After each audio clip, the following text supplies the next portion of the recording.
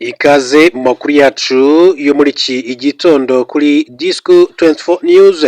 Amakuru ni menshi cyane avugwa yaba mu Rwanda ndetse mu karere k'ibiyaga bigari, gusa muri gitondo cyo ku itariki ya 12 ukwezi kwa mbere 2026 nyemere tuyahere mu burasirazuba bwa Repubulika ya Demokarasi ya Kongo. Turi amakuru ahavugwa, amakuru aturuka muri iki gihugu mu burasirazuba bwa Repubulika ya Demokarasi ya Kongo aravuga yuko Masisi Wazalendo zabyukiye mu bitero ku birindiro bya AFC M23 kuri cyumweru tariki ya 11 Mutarama 2026 habaye imirwano hagati y'inyeshyamba za AFC M23 ndetse na FARDC Wazalendo ikazinga murenge wa Oso Banyungwe na teritwari ya Masisi mu ntara ya Kivu y'Amajyaruguru.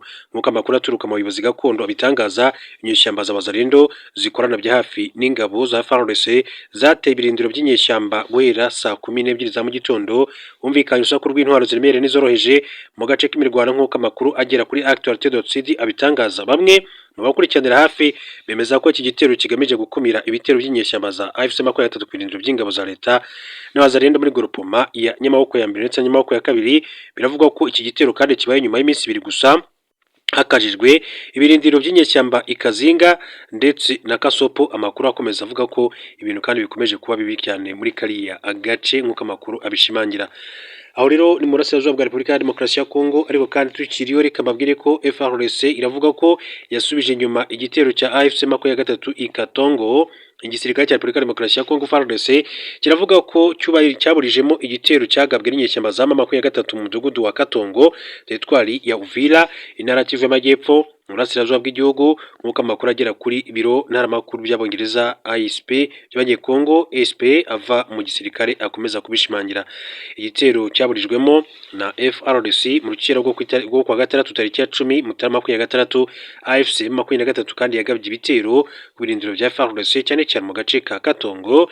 Igitero cyari kigamije kandi gusenya imirongo y'ingabo za FARDC, hagamijwe kandi kwigarurira igitero mu tundi duce mu tundi turere, ariko Ingwe ati ziteguye neza, ati kandi ziri maso zihagazeho, ati mu buryo bukomeye bituma abateye barwana basubira inyuma mu nkengero z'umujyi wa Uvira. Bikaba kandi byaravuzwe na Captain Sylvain Bijano, ni umuvugizi w'akarere ka 33 ka gisirikare. Yatangaje ko AFC M23 kandi yongereye ingabo n'ibikoresho umunsi wose kuwa gatanu itariki ya 9 Mutarama 2026 hamwe n'amakamyo menshi cyane yuzuyemo abarwanyi izera kugaba igitero gishya ku buryo ngo bworoshye ariya muri kariya gace ka Katongo. Umuvugizi w'akarere ka 33 ka gisirikare yanagaragaje ko ubutasi bwa gisirikare bwatangaje ko amakamyo 19 ya fuso yuzuye abarwanyi n'amasasu yageze mu mujyi wa Bukavu, hagamijwe kongera kandi umubare, hagamijwe kandi kugaba ibitero ku birindiro bitandukanye by'ingabo za leta cyane cyane Katongo ndetse na Kivovo. Hanyuma kandi aya makuru avuga ko Captain Bijano ati intego yacu ni ukwigarurira uturere twose twigarurira na M23 kuko RDC izakomeza kuba imwe kandi itagabanyijwe. Yongeyeho ko igikurikiraho ari ukongera kwigarura kandi uturere twigaruriwe harimo umujyi wa Uvira, Kamanyora, Nyangezi, Bukavu, Goma, Rucuru kugeza Ibunagana. Rero niyo makuru akomeza kugenda avugwa mu burasirazuba bwa Kongo. Hanyuma andi makuru avugwa, reka mbabwire ko umuryango w'abibumbye uremeza ko Abanyekongo 53 bamaze gupfira mu Burundi. Ishami ry'umuryango w'abibumbye rishinzwe impunzi ryatangaje ibiro ntaramakuru by'Abongereza Reuters ko impunzi zirenga 50 zahunze imirwano mu burasirazuba bwa Repubulika ya Demokarasi ya Kongo zimaze gupfira mu gihugu cy'abaturanyi cy'u Burundi. Ishami kuwa gatanu kandi ryavuze ko mu bantu 53 bapfuye banditswe abagera kuri 25 bapfuye bazize icyorezo cya kolera, mu gihe abandi 6 bapfuye bazize kugira amaraso make ndetse n'izindi ngaruka ziterwa n'imirire mibi. Umuryango w'abibumbye wavuze ko ukorana na Minisiteri y'Ubuzima n'abandi bafatabikorwa mu gukora iperereza ku cyateza impfu. UNHCR yavuze ko Abanyekongo barenga 100,000 bahungiye mu Burundi kuva imirwano hafi y'umupaka yakomera mu ntangiriro zo kuza bikarangira kandi inyeshyamba za M23 zigaruriye umujyi wa Uvira. Jean-Jacques Purusi, guverineri w'intara ya Kivu y'Amajyepfo aho Uvira iherereye, yavuze ko ikibazo kiri mu Burundi ari umubabaro kandi ko ari ikibazo kibagiranye rwose n'umuryango mpuzamahanga ndetse n'itangazamakuru. Minisiteri y'Ububanyi n'Amahanga n'imibereho myiza y'abaturage muri Kongo yavuze ko igiye kandi gukora ubutumwa bw'ubutabazi no gufasha Abanyekongo bahungiye mu Burundi, batanga ibiryo, imiti n'ibindi bitari biribwa umuvugizi w'ikigo cy'igihugu gishinzwe kurengera impunzi n'abantu badafite ubwenegihugu ntiyitabye telefone cyangwa ngo asubize icyifuzo yohererejwe gisaba ibisobanuro bifatika. Aya makuru akomeza kugenda avugwa, reka mbabwire ko hari amakuru avuga yuko Iran mu migumuko ikomeye cyane, ibitaro bivuga ko rero vyarengewe n'ibiziga ndetse n'inkomere. Abakozi bo mu bitaro bitatu muri Iran babwiye BBC ko ibigo byabo byarengewe n'ibiziga hamwe n'inkomere mu gihe imyiyerekano kandi ikomeye yo kwiyamiriza leta ibandanya. Umuganga wo ku bitaro bimwe mu mugwa mukuru Tehran avuga ko hari bamwe bari urwaruka barashwe mu mutwe abandi ku mutima, ati mu gihe umuganga umwe nawe avuga ko ibitaro by'amaso biriko birananirwa.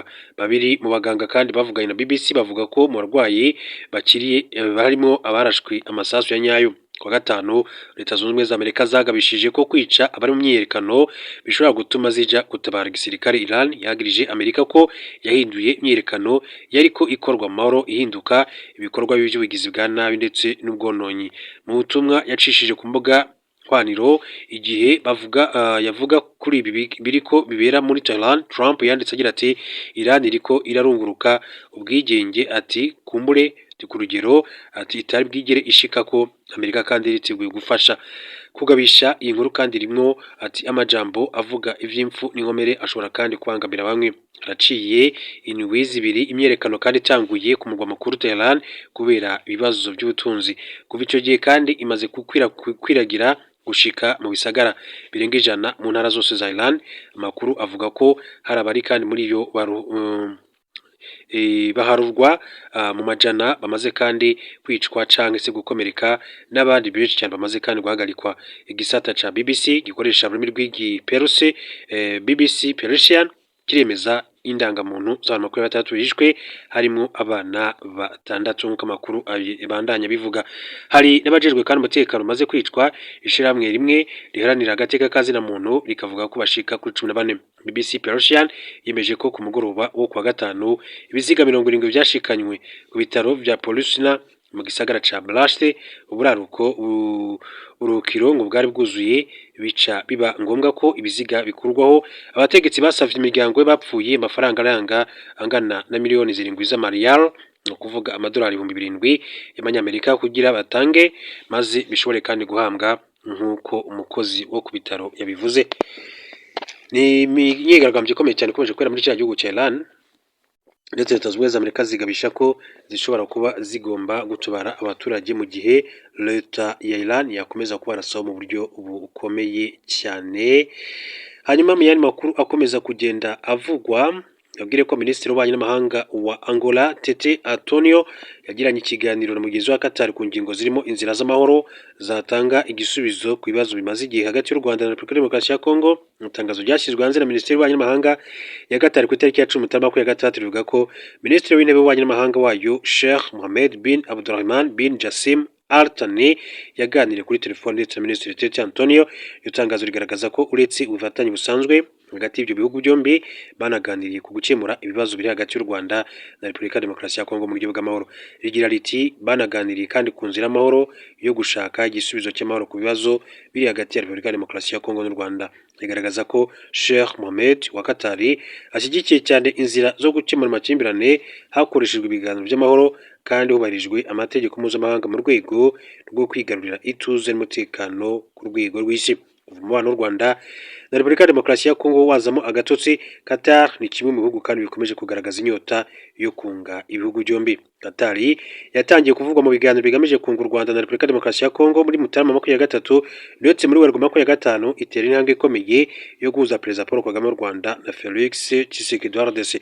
Icyo gihugu kandi cyakomeje kugira uruhare rugaragara mu biganiro hagati y'u Rwanda na RDC, ndetse byaje no kugeza ku isinywa ry'amasezerano y'amahoro hagati y'ibihugu byombi yasinyiwe Washington muri Leta Zunze Ubumwe za Amerika mu Ukuboza 2025. Qatar kandi binyuze mu biganiro by'amahoro bibereye Doha ikomeje ubuhuza hagati ya Leta ya RDC n'umutwe wa FC23 uhanganye bikomeye n'ingabo z'icyo gihugu. Reka mbashimire mbifurize gukomeza kugira ibihe